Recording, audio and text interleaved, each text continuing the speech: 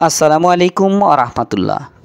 সম্মানিত কৃষক ও কৃষানী ভাই বোনেরা, আমি আপনাদের সাথে আছি মোহাম্মদ বাবুল রেজা বাবু, উপসহকারী কৃষি কর্মকর্তা, গাজীপুর, সিরাজগঞ্জ। আজকের ভিডিওতে আলোচনা করব সিম গাছের জাপ পোকা দমনে কৃষক ভাইদের জন্য করণীয়। সিম গাছে জাপ পোকার আক্রমণের ধরন। জাপ পোকার পাতা ও কাণ্ডের রস চুষে খায়। এর আক্রমণ বেশি হলে শুটি মোল্ড ছত্রাকের আক্রমণ ঘটে এবং গাছ মারা যায়। এর আক্রমণে পিপিলিকার উপস্থিতি এই পোকার আক্রমণের উপস্থিতিকে জানান দেয়। অর্থাৎ যখন দেখবেন যে পিপিলিকার আক্রমণ আপনার সিম গাছে বেড়ে গেছে, তখন বুঝতে পারবেন যে আপনার গাছে অবশ্যই কিন্তু জাপ পোকার আক্রমণ হয়েছে। এই ক্ষেত্রে কৃষক ভাইদের জন্য করণীয়: হাত দিয়ে পিষে পোকা মেরে ফেলা অথবা আক্রান্ত পাতা ডগা অপসারণ করে মাটিতে পুঁতে ফেলা।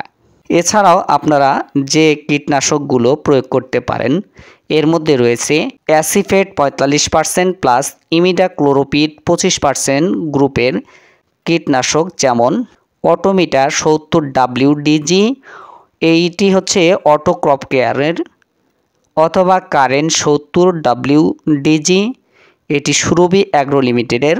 এর যে কোনো একটি বালাইনাশক প্রতি লিটার পানিতে 1 গ্রাম হারে মিশিয়ে স্প্রে করে দেবেন।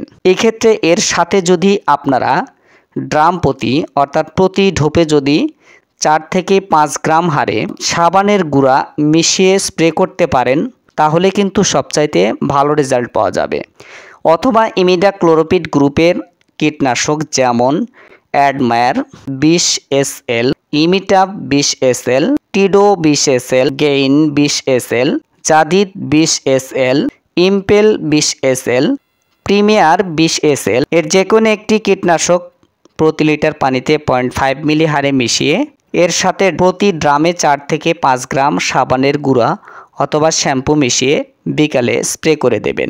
অথবা অ্যাসিফেট গ্রুপের কীটনাশক, যেমন অ্যাসাটা 75 SP, টিটফেট 75 SP, fortunate 75 SP, মিমফেট 75 SP, হ্যাসিফেট 75 SP, এর যে কোনো একটি কীটনাশক প্রতি লিটার পানিতে 1 গ্রাম হারে মিশিয়ে এবং প্রতি ড্রামে 4 থেকে 5 গ্রাম সাবানের গুঁড়া বা শ্যাম্পু মিশিয়ে স্প্রে করে দিতে পারেন।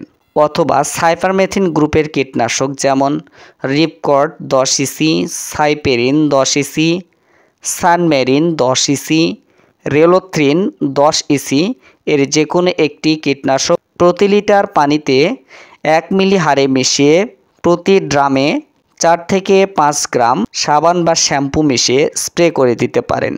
এইভাবে প্রয়োজনে 7 দিন পর পর পর্যায়ক্রমে স্প্রে করে দেবেন, তাহলে কিন্তু ভালো রেজাল্ট পাবেন। আপনার ফসলের যে কোনো সমস্যার সমাধানের জন্য আপনার নিকটস্থ উপসহকারী কৃষি কর্মকর্তার সাথে যোগাযোগ করুন। আজকের মতো এ পর্যন্তই। ভালো থাকুন, সুস্থ থাকুন। দেখা হবে অন্য কোনো ভিডিওতে। আসসালামু আলাইকুম রাহমাতুল্লাহ।